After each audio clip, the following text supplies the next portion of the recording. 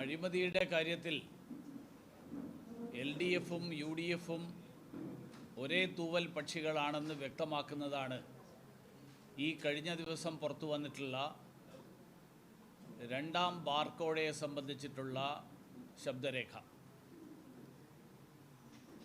ഇതിൽ ബാർ ഉടമകളെ മാത്രം കുറ്റപ്പെടുത്തിക്കൊണ്ട് തലയൂരാനുള്ള ശ്രമം, അങ്ങനെ ഒരു ശ്രമമാണ് ഇപ്പോൾ മാർക്സിസ്റ്റ് പാർട്ടിയും സംസ്ഥാന ഗവൺമെൻറ്റും നടത്തിക്കൊണ്ടിരിക്കുന്നത്. സാധാരണ പറയാറുള്ളൊരു ചൊല്ലുണ്ട്, ഡോണ്ട് ഷൂട്ട് ദി മെസ്സഞ്ചർ എന്ന്. ഈ കാര്യത്തിൽ വിവരം പുറത്തു വരാൻ കാരണക്കാരായിട്ടുള്ള ആളുകൾക്കെതിരായിട്ട് അന്വേഷണം നടത്തും എന്ന് പറയുന്നത് അങ്ങേയറ്റം പരിഹാസ്യമായിട്ടുള്ള നിലപാടാണ്. രാഷ്ട്രീയ പാർട്ടികൾ ബിസിനസ്സുകാരിൽ നിന്ന് സംഭാവന വാങ്ങുന്നതിനൊന്നും ഭാരതീയ ജനതാ പാർട്ടി എതിരല്ല. പക്ഷേ ഈ സംഭാവനയുടെ പേരിൽ കൈക്കൂലി വാങ്ങി സർക്കാരിൻ്റെ നയം, ആ നയം തീരുമാനിക്കുന്നതും സർക്കാരിൻ്റെ നയം തിരുത്തുന്നതും അത് രാജ്യത്തിൻ്റെ താല്പര്യങ്ങൾക്കും ജനങ്ങളുടെ താല്പര്യങ്ങൾക്കും എതിരാണെന്നുള്ളതാണ് ഈ കാര്യത്തിൽ എടുക്കാൻ, അല്ലെങ്കിൽ ഈ കാര്യത്തിൽ മനസ്സിലാക്കാൻ പറ്റുന്ന കാര്യം.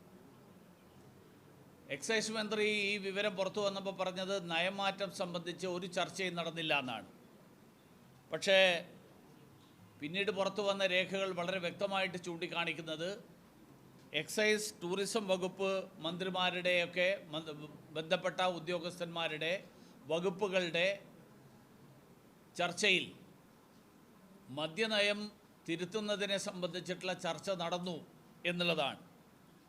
അതുകൊണ്ട് തന്നെ ടൂറിസം, എക്സൈസ് മന്ത്രിമാർ ഇവരറിയാതെ ഈ തരത്തിലുള്ള ഒരു നയം മാറ്റം നടക്കില്ല എന്നുള്ളത് വളരെ വ്യക്തമാണ്.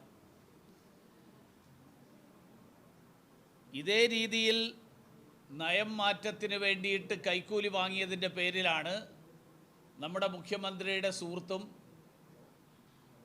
ഡൽഹിയിലെ മുഖ്യമന്ത്രിയുമായിട്ടുള്ള കേജ്രിവാളും അദ്ദേഹത്തിൻ്റെ മറ്റ് സഹമന്ത്രിമാരും ഒക്കെ ഇപ്പോൾ അടിയെണ്ണുന്നത്. അതുകൊണ്ട് ഈ കാര്യത്തിൽ ഉത്തരവാദിത്വം ഏറ്റെടുത്ത് മുഖ്യമന്ത്രി ഇത് സംബന്ധിച്ചിട്ടുള്ള വിശദമായിട്ടുള്ള അന്വേഷണത്തിനായി കേന്ദ്ര ഏജൻസിയെ ചുമതല ഏൽപ്പിക്കണം.